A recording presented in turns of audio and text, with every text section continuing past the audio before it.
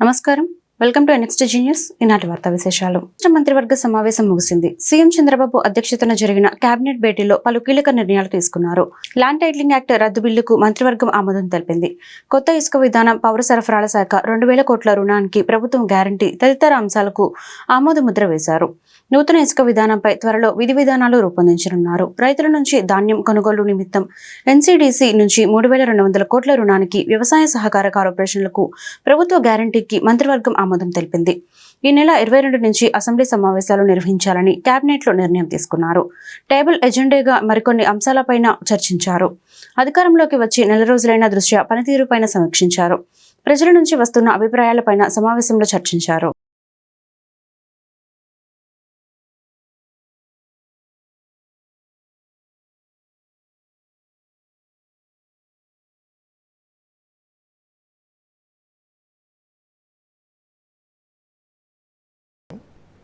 ఒక యాక్ట్ తీసుకురావాలని ప్రతిపాదనల్ని అన్ని రాష్ట్రాలకు కూడా సర్క్యులేట్ చేయడం జరిగింది. నీతి ఆయోగ్ కేంద్ర ప్రభుత్వం ఆధీనంలో ఉన్న సంస్థ అయినప్పుడు కూడా ఇండిపెండెంట్ సంస్థ అనుకోండి.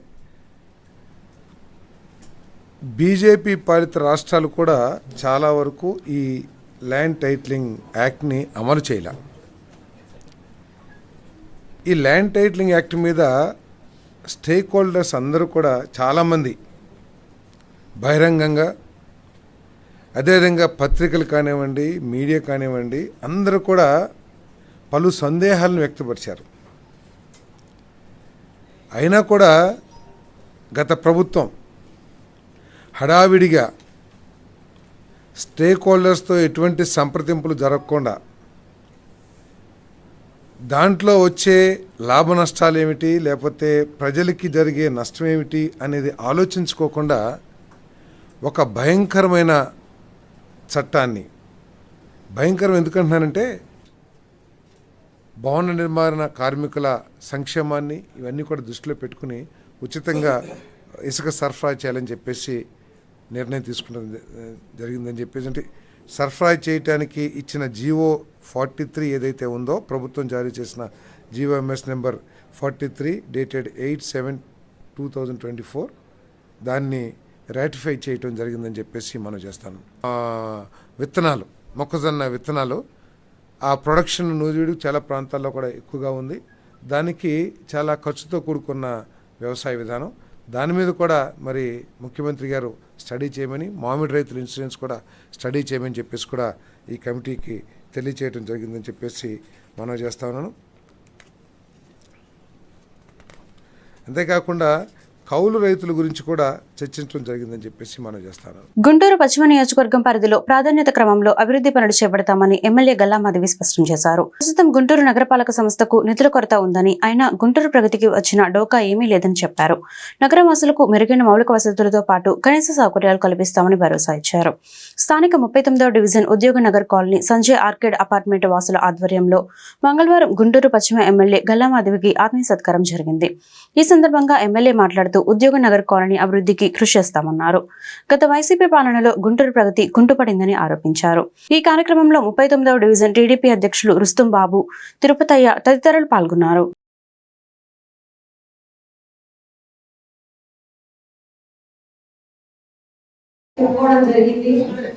అలాగే ఇవాళ నారాయణ గారిని కలిసి ఇవే సమస్యలు, ప్రధాన సమస్యల్ని నారాయణ గారి దృష్టికి కూడా తీసుకెళ్లి ఆయన దగ్గర కూడా చర్చించి తమ నిర్ణయం తీసుకోవడం జరుగుతుంది.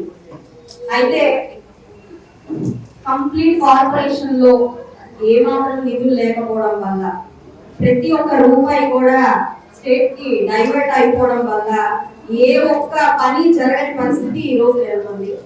అలాగే కాంట్రాక్టర్లు అందరూ కూడా వాళ్ళ బిల్స్ సరిగ్గా, అంటే పాత బిల్స్ అన్ని కూడా సరిగ్గా వాళ్ళకి అందక, కొంతమందికి మాత్రమే వాటిని అందించి ఎంతో మందికి ఆపిన పరిస్థితులు కనబడడం వల్ల ఈ రోజు ప్యాచ్ వర్కులు కూడా వాళ్ళ ముందుకు రాకపోవడం జరుగుతుంది. బతిమలాడుకుని ప్యాచ్ వర్కుల వరకు ఈ 2 నెలలు ప్యాచ్ వర్కులు చేసి కాస్త యాక్సిడెంట్ నివారించాలి అని చెప్పి ప్రాధాయపడి వాళ్ళని అడిగి 2-3 ప్రాంతాల్లో ఒప్పించి వేయించడం జరుగుతూ ఉంది. ఆ పనులు జరుగుతాయి. ఇప్పుడు మన ఏరియా వైపు వస్తే రోడ్లు, drains, park issues, street light issues ఇలా చాలా ఉన్నాయి. వాటన్నిటికి కూడా 1 by 1 వస్తాము. ఈ రోజు మనం అన్ని కుప్పేసుకుని ముందు కూర్చున్నా కూడా ఏ పని జరగని పరిస్థితి అవుతుంది. అన్నిటికీ కూడా ముఖ్య ప్రధానంగా డబ్బులు కావాలి, వాటికి శాంక్షన్లు కావాలి. వాటి వల్లనే పైన నుంచి అన్ని చోట్ల నుంచి కూడా మనకి ముందుకు జరగని పరిస్థితి కనబడుతుంది. అయితే ముఖ్యంగా ఎక్కువ ఖర్చు లేని పనుల మీద దృష్టి పెడుతూ, డ్రైన్ల మీద, చెత్త మీద, వీటి మీద దృష్టి పెడుతూ ముందుకెళ్తున్న పరిస్థితి ఉంది. ప్రతి ఒక్క అంశం కూడా మనం 1 by 1 మనం తీర్చుకుంటూ వద్దాము. యావత్ యంత్రాంగాన్ని మార్చే పరిస్థితి ఉంది. అలాగే మనకి అధికారుల దృష్టికి తీసుకువెళ్ళి సమస్యల నుంచి ఒక ఫండ్ కూడా తెప్పించుకుని మనం ప్రయారిటీ వైజ్ ప్రతి ఒక్క సమస్యని తీర్చుకున్నాము. దానికి నేను ఉన్నాను, అదే పనిలో ఉన్నాను అని మీ అందరికి చెప్తున్నాను. అయితే ఇలా మనం అందరం కలుసుకున్నప్పుడు ఖచ్చితంగా సమస్యల గురించే మాట్లాడుకోవాలి, సమస్యలు పరిష్కార దిశగా మాట్లాడుకోవాలి. దానికి మనం ఘర్షణ పడాల్సిన అవసరం లేదంటే పరస్పర వివాదాలకు వెళ్ళాల్సిన అవసరం అయితే ఏమాత్రం లేదు. ఒక అంశం మీద ఒక అభిప్రాయానికి వచ్చి అది ఎలా నివారించుకోవాలి అనే ఒక పద్ధతిలో అధికారులను కానీ నాయకులను కానీ సంప్రదించినప్పుడు దానికి నిజమైన పరిష్కారం అవుతుంది తప్ప మీరేం చేశారు నేనేం చేశారు. జిల్లాలో విద్యారంగ సమస్యలపై కలెక్టర్ నాగలక్ష్మి ప్రత్యేక దృష్టి పెట్టారు. ఇప్పటికే అనేక స్కూల్స్, హాస్టళ్లని సందర్శించగా తాజాగా తాడికొండలోని గురుకుల పాఠశాలను కలెక్టర్ తనిఖీ చేశారు. తరగతి గదిలో మౌలిక సదుపాయాలు, పారిశుద్ధ్యం, విద్యా బోధన గురించి ఆరా తీశారు. విద్యార్థులతో పాఠాలు చెప్పించి వారి నైపుణ్యాన్ని అంచనా వేశారు. పేద విద్యార్థులకు నాణ్యమైన విద్యను అందించేందుకు విద్యాశాఖ అధికారులు, ఉపాధ్యాయులు కృషి చేయాలని కలెక్టర్ ఆదేశించారు. సమిష్టి కృషితో విద్యా ప్రమాణాలు పెంచి ఫలితాల విషయంలో జిల్లాను అగ్రస్థానంలో నిలపాలని నాగలక్ష్మి సూచించారు.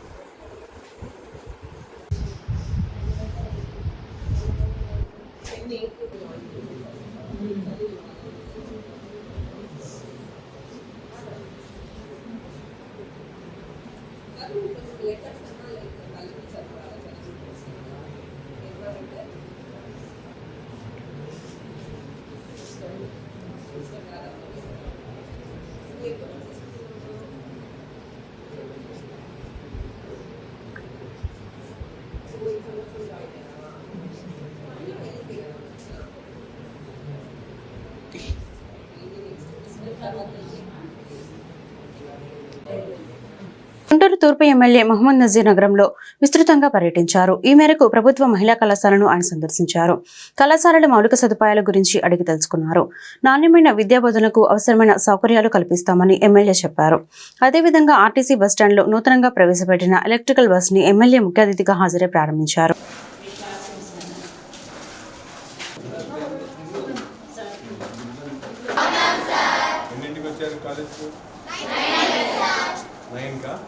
మీరందరూ ఇక్కడ రెసిడెన్సా హాస్టల్స్లో ఉంటారు? గుంటూరు జిల్లాలో ఉన్నటువంటి ఏకైక ప్రభుత్వ డిగ్రీ కాలేజ్ పాఠశాల college premises women's college Guntur. ఇంట్లో ముఖ్యంగా చాలామంది స్టూడెంట్స్, దాదాపు 1000 పైన స్టూడెంట్స్ డిగ్రీ కాలేజ్లో కానీ ఇంటర్మీడియట్ కాలేజ్లో చదువుతున్నటువంటి పరిస్థితి ఉన్నాయి. బేసిక్గా ఇక్కడ అవసరమైనటువంటి డెవలప్మెంట్ యాక్టివిటీస్ కోసం గత 5 సంవత్సరాల నుంచి ప్రభుత్వం నుండి ఎటువంటి నిధులు రాక ఏదైనా ప్రారంభించినటువంటి పనులను, అంటే నాడు నేడు ద్వారా ప్రారంభించినటువంటి టాయిలెట్స్ ఏదైతే పనులు ఉన్నాయో అవి కూడా అసంపూర్తిగా ఉండటం, దీన్ని గమనించి రాబోయేటువంటి రోజులు తప్పకుండా ప్రభుత్వ దృష్టికి ఈ విషయాలన్నీ తీసుకొని వెళ్ళి ఈ ప్రభుత్వ కాలేజ్ ఏదైతే మహిళల కోసం, విద్యార్థుల కోసం ఏర్పాటు చేసినటువంటి కాలేజ్ మరింత అభివృద్ధి చెందాల్సినటువంటి అవసరంపై ఎడ్యుకేషనల్ మినిస్టర్గా ఉన్నటువంటి నారా లోకేష్ గారికి వీటి విషయాలన్నీ తెలియజేయడం, తద్వారా ఫండ్స్ని తీసుకొని వచ్చి ఈ కాలేజీని పూర్తిగా అభివృద్ధి చేయాలనే ఆలోచనతో ఈరోజు ఇక్కడ పరిశీలించడం జరిగింది. అన్ని వసతులు ఉన్నటువంటి కాలేజు, నడిబొడ్డు నుండి ప్రజలకు, ముఖ్యంగా పేద పిల్లలకు, అనేక వర్గాలకు సంబంధించినటువంటి మహిళా విద్యార్థులందరికీ కూడా ఉపయోగపడేటువంటి ఈ కాలేజీని మరింత అభివృద్ధి చేయాలన్న ఆలోచనతో ఒక కార్యాచరణ తీసుకొని స్థానికంగా ఉన్నటువంటి హెచ్ఎం గారు, అలాగే ఎక్స్ హెచ్ఎంగా పనిచేసినటువంటి కుటుంబరావు గారు వారి సలహాలు సూచనలు తీసుకొని దీని మీద ఒక నిర్దిష్టమైనటువంటి ప్లానింగ్తో గౌరవ విద్యాశాఖ మంత్రి గారిని ఈ విషయాలన్నీ తెలియజేసి ఆయన ద్వారా ఇక్కడ నిధులను రాబట్టేటువంటి కార్యక్రమం, అంతేకాకుండా అక్యుములేటెడ్ ఫీజు స్ట్రక్చర్లో ఉన్నటువంటి ఫండ్స్ని కాలేజ్ డెవలప్మెంట్ కోసం వినియోగించుకోవడానికి పర్మిషన్స్ కూడా తీసుకుని వచ్చేటువంటి కార్యక్రమాన్ని చేస్తానని చెప్పి హామీ ఇవ్వడం జరిగింది. పిల్లలందరూ కూడా మంచి యూనిఫామ్స్తో, మంచి డిసిప్లిన్తో ప్రతిరోజు ఉదయాన్నే వచ్చి సాయంత్రం వరకు అన్ని సబ్జెక్ట్స్లో వీళ్ళందరూ కూడా చదువుకుంటా ఉన్నారు. ఒక మంచి వాతావరణం, అట్మాస్ఫియర్ ఈ కాలేజీలో కనిపిస్తూ ఉంది. అందుకని సిఎస్ఆర్ రెస్పాన్సిబిలిటీ కింద ఎవరైతే ఉత్సాహవంతులైనటువంటి వ్యాపారస్తులు ఉన్నారో వాళ్ళు కూడా ఈ కాలేజ్కి తగినటువంటి సహాయ సహకారాలు అందించాలని చెప్పి ఈ సందర్భంగా ప్రతి ఒక్కరు కూడా విజ్ఞప్తి చేస్తూ కాలేజీకి అవసరమైనటువంటి ప్రతి ఒక్క కార్యక్రమాన్ని శాసనసభ్యుడిగా త్వరలోనే తీసుకొని ప్రభుత్వ దృష్టికి తీసుకొని వెళ్ళి ఈ సమస్యలన్నీ పరిష్కరిస్తారని చెప్పి హామీ ఇస్తా ఉన్నాం. గత 5 ఏళ్లలో వైసీపీ నేతలు భారీ భూదోపిడికి పాల్పడ్డారని మంత్రి రాంప్రసాద్ రెడ్డి అన్నారు. వీటిలో కీలక పాత్ర నాటి మంత్రులు, ఎమ్మెల్యేలదేనని ఆరోపించారు. అమరావతిలో నిర్వహించిన మీడియా సమావేశంలో మంత్రి మాట్లాడారు. చిత్తూరు జిల్లాలో మాజీ మంత్రి పెద్దిరెడ్డి రామచంద్రారెడ్డి, ఎంపీ మిథున్ రెడ్డి 3000 ఎకరాలు దోచుకున్నారన్నారు. టీటీడీ ముఠాల భూములను పెద్దిరెడ్డి కుటుంబం వదలలేదని ఆరోపించారు. కుటుంబానికి సంబంధించిన వాళ్ళు తిరుపతిలో, అలాగే చంద్రగిరి ప్రాంతంలో మఠాలకు సంబంధించిన భూములు అయితేనేం, దేవస్థానాలకు సంబంధించిన భూములు ఆక్యుపై చేయడం జరిగింది. ఇప్పుడు లీగల్గా మా రెవెన్యూ టీమ్స్ అయితేనేం, టాస్క్ ఫోర్స్ వాళ్ళు పనిచేస్తున్నారు. అతి త్వరలోనే ఎక్కడెక్కడ భూములు రికార్డులు మార్చుకొని వాళ్ళ ఆధీనంలో ఉన్నాయో అవన్నీ ప్రభుత్వ పరం చేసేదానికి మేము సిద్ధంగా ఉన్నాం. అతి త్వరలోనే సమగ్ర విచారణ తర్వాత నిజంగా ఎవరైతే దోషులైతే తేలుతారో వాళ్ళనైతే చట్టపరంగా శిక్షించేదానికి మా ప్రభుత్వం సిద్ధంగా ఉంది. అలాగే దీనికి కారకులైన ఆనాటి ఉద్యోగస్తులు ఎవరైతే ఉన్నారో వాళ్ళందరినీ కూడా మేము జ్యుడిషియరీకి తీసుకొని పోతాం. ముఖ్యంగా మైన్స్ విషయానికి వస్తే 5 సంవత్సరాల్లో రాష్ట్ర ప్రభుత్వంలో మైన్స్కి సంబంధించిన అధికారులు పెద్ద తలకాయలు ఎవరైతే ఉన్నారో వాళ్ళ మీద విచారణ జరుగుతూ ఉంది. దానిలలో ముఖ్యంగా ఏపీఎండిసికి సంబంధించిన మధుసూదన్ రెడ్డి, అలాగే వెంకట్రెడ్డి, వీళ్ళిద్దరూ గ్రూప్ 1 ఆఫీసర్లు, ఐఏఎస్ ర్యాంకు, ఐఆర్ఎస్ ర్యాంకు వాళ్ళే కాబట్టి వాళ్ళను చట్ట పరిధిలోకి తీసుకొని వస్తాం.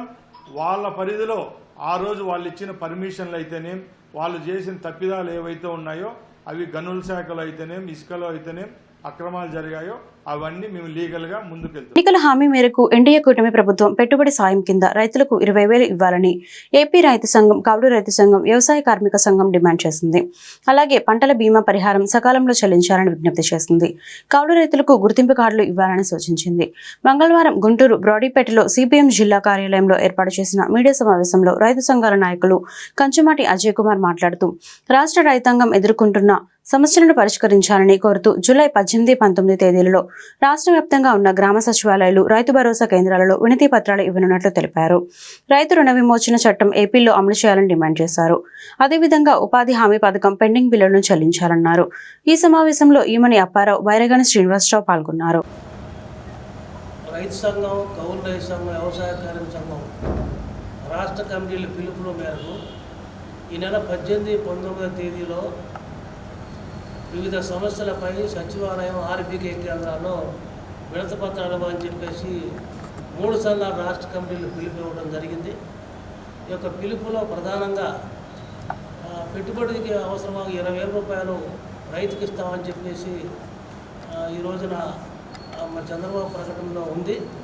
దానికోసం అన్నదాత సుఖీభావ పేరుతోటి మీరు ఇస్తామని ప్రకటన చేశారు. ఇవాళ పెట్టుబడికి అవసరమని ఈ సమయంలో ఇస్తే ఉపయోగకరంగా ఉంటుంది. అందువల్ల 20,000 రూపాయలు వెంటనే ఇవ్వాలని చెప్పేసి, అదేవిధంగా మిచోంగ్ తుఫానుకి నష్టపోయిన రైతులకు, కౌలు రైతులకు నష్టపరిహారం ఇస్తామని చెప్పేసి గతంలో ప్రకటించడం జరిగింది. గత ప్రభుత్వం టైంలో రాకుండా ఎన్నికలు అయిపోయిన తర్వాత కొంతమేరకు ఇచ్చారు, కానీ అందరికీ అది అందలేదు. వాళ్ళు ఇచ్చిన లిస్టు ప్రకారం కూడా రైతులకు అందల. అందువల్ల ఆ తుఫాను నష్టపోయిన వారికి వాళ్ళకి ఇచ్చే అరకొర కూడా పూర్తిగా అందలేదు. ఆ లిస్టు ప్రకటించిన వారితో పాటు ఇంకా ఎవరన్నా లబ్ధిదారులు మిస్ అయితే వాళ్ళకు కూడా ఇవ్వాలని చెప్పి ప్రధానం కోరుతున్నాం.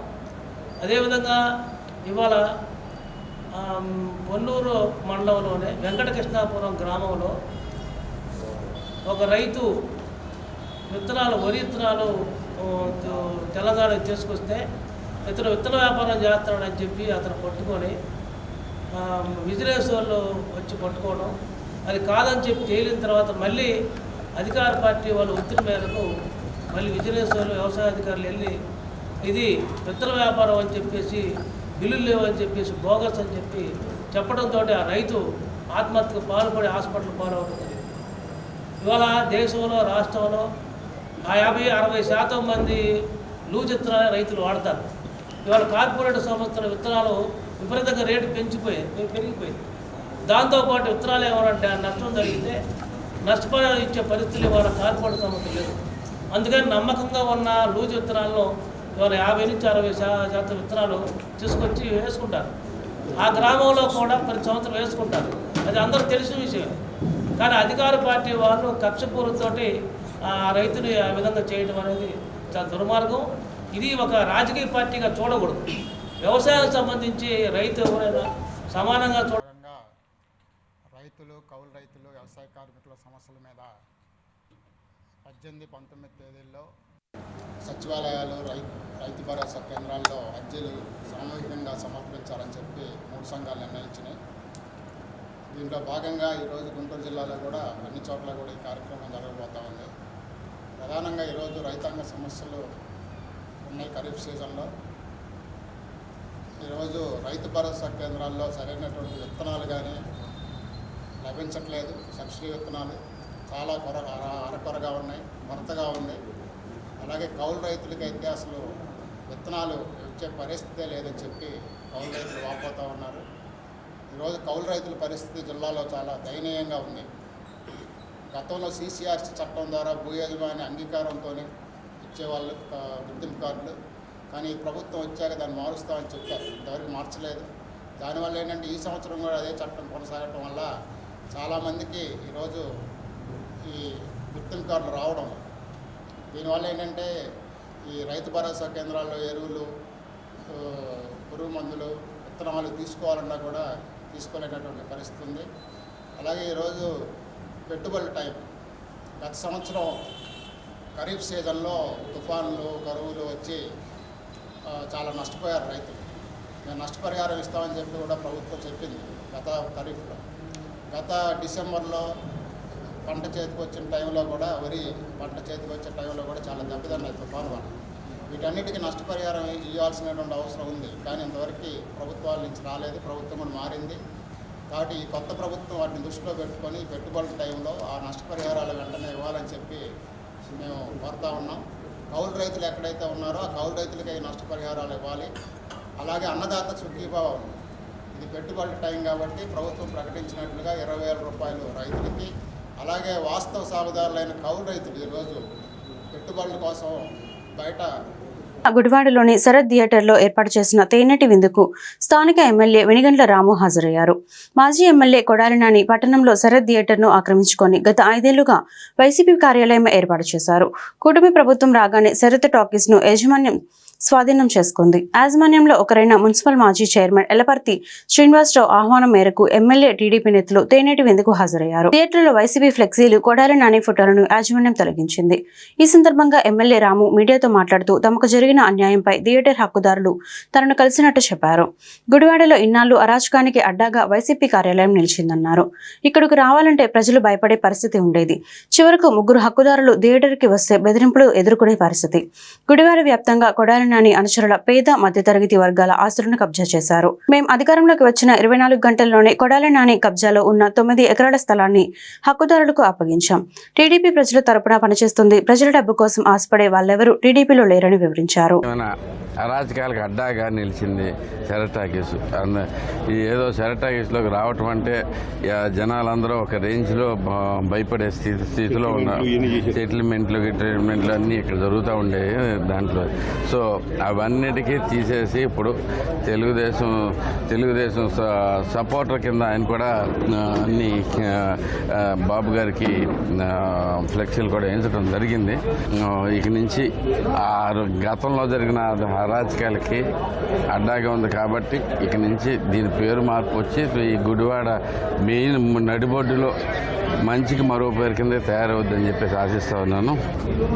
నా ఆస్తి ఒకసారి ఎలా ఉందో చూసుకుందామని వచ్చాను. చాలా సంవత్సరాల తర్వాత మా శాసనసభ్యుడు రాము గారు, అట్లాగే రా వెంకటేశ్వరరావు, నా మిత్రుడు శ్రీకాంత్ గారు, అట్లాగే ఇతర స్నేహితులు అందరం వచ్చాము. దీని గురించి ఎలా చేశారు, ఎవరు చేశారు, ఏం చేశారు అనేది గుడివాడ పట్టణ ప్రజలందరికీ తెలుసు. 75% హక్కుదారులు మేము.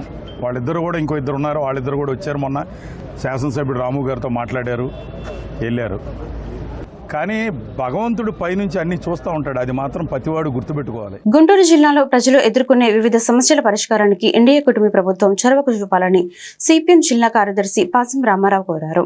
ఎన్నికల ముందు రాష్ట్ర ముఖ్యమంత్రి నారా చంద్రబాబు నాయుడు ఇచ్చిన హామీలను అమలు చేయాలన్నారు. గుంటూరు బ్రాడీపేటలోని సిపిఎం జిల్లా కార్యాలయంలో మంగళవారం జరిగిన మీడియా సమావేశంలో పాసం రామారావు మాట్లాడుతూ గుంటూరు ఛానల్ను పరచూరు వరకు పొడిగించాలన్నారు. అలాగే మంగళగిరి నియోజకవర్గ పరిధిలోని పెద్దవడ్లపూడి హైలెవెల్ ఛానల్ పూర్తి చేయాలన్నారు. అదేవిధంగా పేదలకు ఇళ్ల పట్టాలు మంజూరు చేయాలన్నారు. సీజనల్ వ్యాధులు ప్రబలకుండా లోతట్టు ప్రాంతాల్లో పరిశుభ్రతకు అధిక ప్రాధాన్యత ఇవ్వాలన్నారు. కొండవీటి వాగు, నల్లమడగ వాగు, మేకల వాగుతో పాటు పంట కాలువలకు మరమ్మతులు చేపట్టాలన్నారు. రైతులు, కౌలు రైతులు, అసంఘటిత కార్మికుల న్యాయమైన డిమాండ్లు నెరవేర్చాలన్నారు. లేని పక్షంలో ఆందోళనకు దిగుతామని హెచ్చరించారు. ఈ సమావేశంలో సిపిఎం నేతలు భావన్ నారాయణ, కంచుమాటి అజయ్ కుమార్, ఈమని అప్పారావు, బైరిగాని శ్రీనివాసరావు తదితరులు పాల్గొన్నారు. ఎన్నికలకు ముందు జిల్లాలో ప్రజా సమస్యల పరిష్కారం కోసం హామీ ఇచ్చింది, నిధులు కేటాయిస్తానని చెప్పేసి హామీ ఇచ్చింది. ఆ హామీలను వెంటనే అమలు జరపాలని చెప్పేసి సిపిఎం పార్టీ జిల్లా కమిటీ కోరుతా ఉంది. ముఖ్యంగా జిల్లాలో ఒక 7-8 సమస్యలు ప్రజలు ఎదుర్కొనేటువంటి సమస్యలు ఉన్నాయి. అందులో ఒకటి ముఖ్యమైనటువంటిది గుంటూరు ఛానల్ని పర్చూరు వరకు పొడిగించాలని చెప్పేసి గత అనేక సంవత్సరాలుగా ఆందోళన జరుగుతూ ఉంది. ఆ ఆందోళనకి చంద్రబాబు నాయుడు గారు పెదనందిపాడు వచ్చినప్పుడు మేము ఖచ్చితంగా అధికారంలోకి వస్తే నిధులు కేటాయిస్తామని చెప్పారు.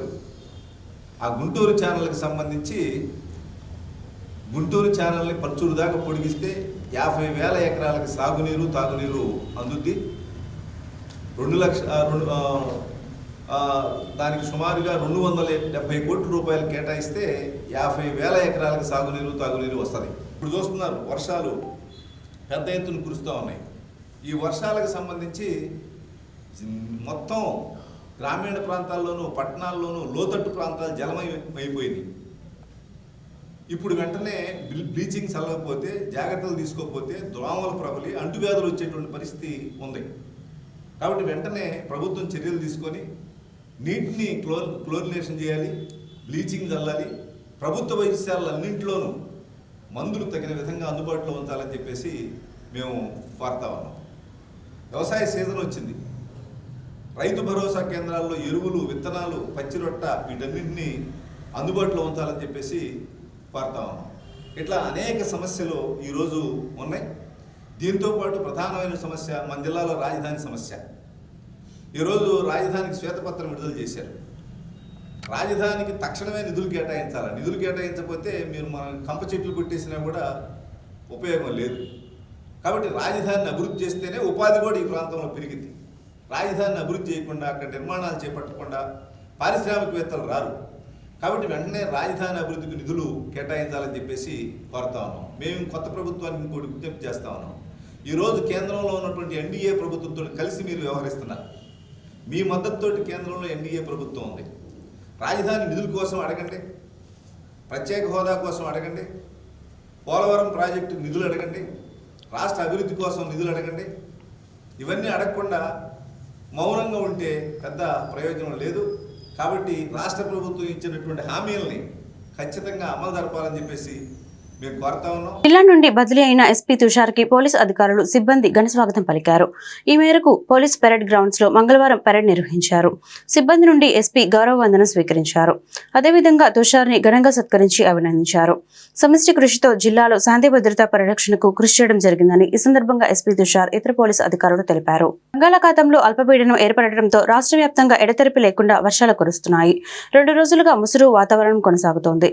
తాజాగా కృష్ణా, అనకాపల్లి, నంద్యాల, నంద్యాల, విజయనగరం, కర్నూలు, ఎన్టీఆర్, డాక్టర్ బిఆర్ అంబేద్కర్, కోనసీమ, విశాఖపట్నం తదితర జిల్లాలో తేలికపాటి నుంచి ఓ మోస్తరు వర్షాలు కురిశాయి. అత్యధికంగా కృష్ణా జిల్లా కృతివెన్నులో 65.75 మిల్లీమీటర్ల వర్షపాతం నమోదైంది. అదేవిధంగా గుంటూరు, విజయవాడలో రోజంతా వర్షం కురవడంతో రహదారులపై వరద నీరు నిలిచింది. పలు కాలనీలు జలమయమయ్యాయి. ఇదిలా ఉండగా ఈ నెల 19న పశ్చిమ మధ్య వాయువ్య బంగాళాఖాతంలో మరో అల్పపీడనం ఏర్పడే అవకాశం ఉంది. దీని ప్రభావంతో రాబోయే 5 రోజుల్లో రాష్ట్రంలో విస్తారంగా వర్షాలు కురుస్తాయని అమరావతి వాతావరణ కేంద్రం పేర్కొంది.